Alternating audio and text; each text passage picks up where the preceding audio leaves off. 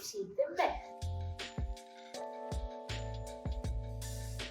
Wnes ti'n fwynhau y llyfr? Beth wnes ti fwynhau am y llyfr? Rwy'n hoff iawn o lluniau a llyfr. Mae'n nhw'n ddoniol.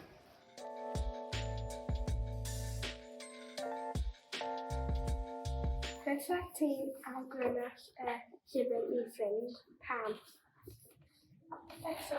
Oherwydd mae'n diddorol darllen am un o'r enwogion Cymru.